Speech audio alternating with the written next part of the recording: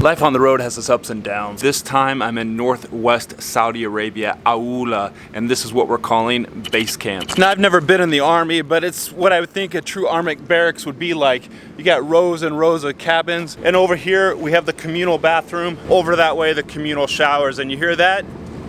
That's the sound of the generator fueling this whole place. And we even have a separate tent or building for eating, a mess hall. I guess I should explain why I'm out here in the middle of the Middle East in Saudi Arabia. Well, my job is here covering the 2022 Saudi Tour, a bicycle race. My job is to interview the cyclists. The cycling season goes from January all the way through to December practically, and many of you will be familiar with the big races like the Tour de France that's raced in France in July in the middle of the summer.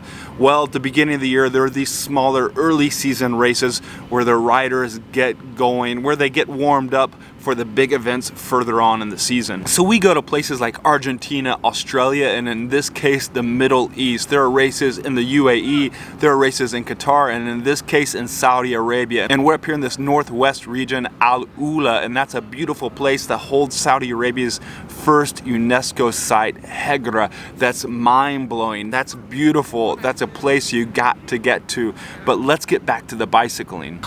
This is better. It's hot out there in the daytime and it gets cold at night. Here we're in the desert, so those are the conditions, and I tell you, in those cabins I'm freezing at night once I turn off the heat, because if you go to bed with that little heat unit rumbling at night, you get too hot as you're sleeping. This is the mechanics tent. In here they're prepping all the bikes and they get ready each day for the stage, and then after the stage, after the bike race, they clean all the bikes to prepare for the next day.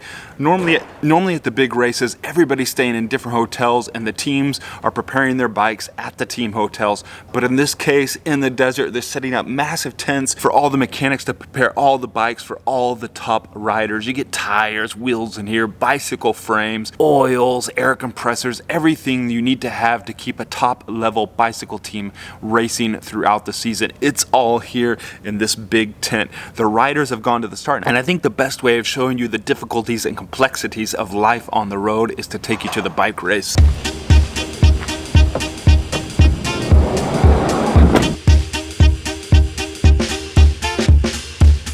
Made it. Here we are in the old town, AlUla, and over there are these old ancient mud huts, been preserved for many, many years, and it's a beautiful spot, but I don't have time for that because life on the road brings with it many more problems, and today my touchpad on my Dell XPS computer is not working, so I gotta find a mouse, otherwise I'm out of business. Saleh, where's the computer store? I need a new mouse from... I don't speak Arabic. I don't speak English. You speak Arabic though. Subscribe, like. What? Like, subscribe. Yeah, people here in Saudi Arabia are so nice, but my mission is to get a mouse for my... Oh, it's windy. The riders are gonna be zipping up this way. In fact, it's a hard race today with all these crosswinds and sand blowing everywhere. There's the finish line, and beyond there later I'll be doing my interviews. I gotta get some protection from this wind and find that computer shop. I'm kind of in a race against time because the riders, they're racing this stage of the Saudi Tour at fast speeds. They got a massive tailwind heading in here to town. I gotta walk about another kilometer to get to the computer shop, buy this mouse, and then get back up there so I can do my interviews with the cyclists when they finish. And I also need to pay attention to the race so I know what to ask them about when they cross the line. I like Saudi Arabia! Oh, the people here are so friendly. Yeah. Where's the computer store? Oh, Egypt. Yeah. He's from Egypt. Making friends wherever I go. Come to Saudi Arabia. I'm from Indonesia. He's from Indonesia. There you go. I'm from the United States. Are there any Saudi Arabians around? That's the old town over there, the place for tourists, but this is the real nitty-gritty town. But honestly, I'm a bit worried because all these shops, they look closed.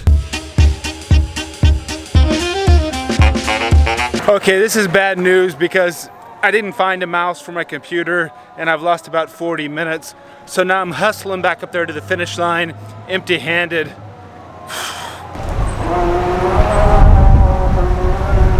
Hear that? We're in a Muslim country, it's Friday, and I think it might have something to do with prayer service. I'm out of luck. I have another kilometer to walk up to the finish line, and then I'm there. I mean, Google said it was open today all day until 11 o'clock. Guess they don't count in prayer services. And I made it to the finish, and look at this, it's gonna be cool. Tailwind all the way and a slight uphill to that finish line up there, and that's where I'm getting down to business, asking the riders all the tough questions. Now the great thing about this race, the Saudi Tours, there's a great VIP area, and that also includes a space for the journalists as well, so we have plenty of space to relax. And to other races, the setup is completely different. For example, at the Tour de France, we're driving to the start, do the interviews, and drive to the finish. And the press room for us is nothing like this. We're in hot tents in the middle of nowhere, and the food sucks. Here, we're treated like kings. The race is coming closer and closer. They're racing into a headwind, so it's kind of slow today. And it does give you a moment to breathe before you gotta get down to business. So I found this little amazing coffee shop just right through that tiny door there. It's a boutique coffee shop. I ordered a flat white. I'm gonna go get it. It's beautiful. Who would have expected up here in the northwest of Saudi Arabia? And tastes good too. What beans did you use? Honduras. Honduras beans. Thank you. Bye. It's so amazing through here. These little alleyways of the old town. It's right above the race finish. Down that way, you can hear the announcer, and as soon as it's gonna be chaos. I gotta finish this and get down there. Okay, 3 kilometers to go. I got my microphone, my video camera. I'm ready.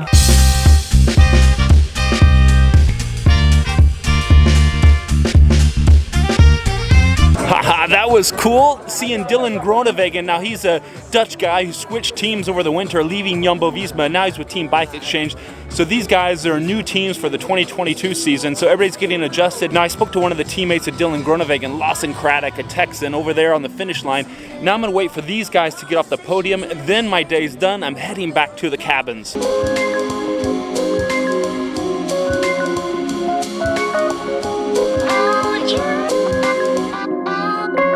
Still having problems with that damn touchpad. But what do? I'll just have to leave it till tomorrow and try to find another computer shop and try to buy a mouse somewhere until I can get that Dell fixed. I'm gonna show you something. Look over here, the mechanics are working hard after today's dirty stage. It was sandy, it was windy out there, and they're cleaning all the bikes. The mechanics are the hardest working member in the team, maybe besides the cyclists themselves.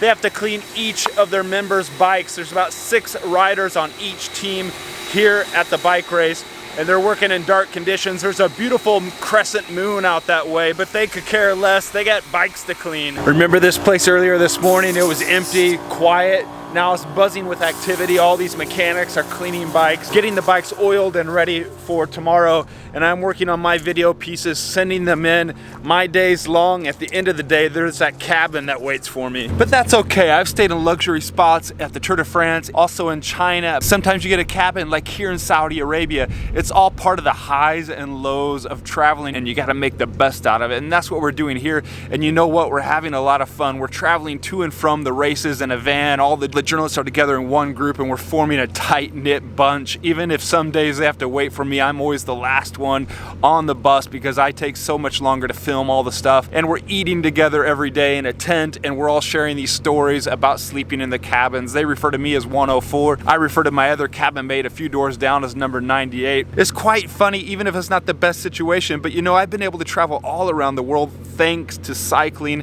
and following bicycling races. Asia, I've traveled to Africa and Rwanda to follow a bike race, to the Middle East, all around Israel, Egypt, Jordan, Palestine, all across Europe, Belgium, Italy, France, Spain, you name it, I've been there. Into Asia, China, Taiwan, Malaysia, all sorts of bike races. In India, we were served up a beautiful hotel. I remember in the bathroom, there was ice in the urinals, and well, they melted when you went to the bathroom. It was crazy. It was a luxury, must have been a 7-star hotel. So from that to this, and I know I'm fortunate to travel around the world, even if days like today, you're in the van for hours at a time, you're dusted, you're dirty at the end of the day, my computer's not working, I don't know what I'm gonna do, how I'm gonna sort that out.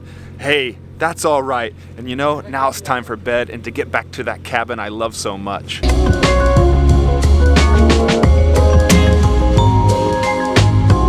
I think I got my computer fixed. At least I hope I did. I took it to the bike mechanic space. I got the air compressor and I blew sand all on the keyboard.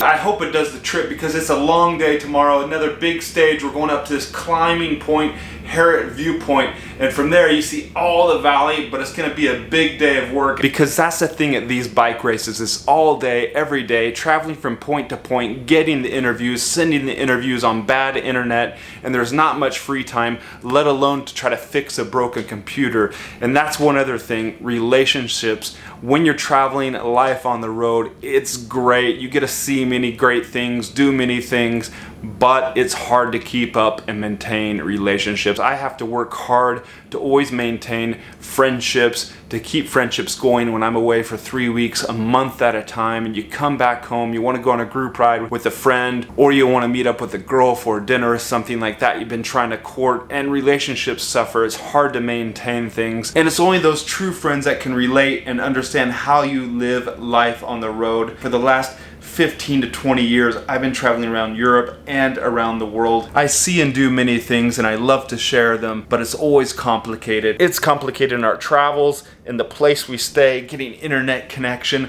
let alone trying to keep up relationships, trying to maintain something so when I'm back home, I can easily go out with someone, feel at home again. Oftentimes, it's these relationships on the road with my colleagues that are more dear to me than actually the ones I have when I'm at home, or at least are the ones that are closest to me because they understand and relate to all the traveling, and they've often been to many of these same places that I've been to. But as I said, life on the road, it has its ups and its downs.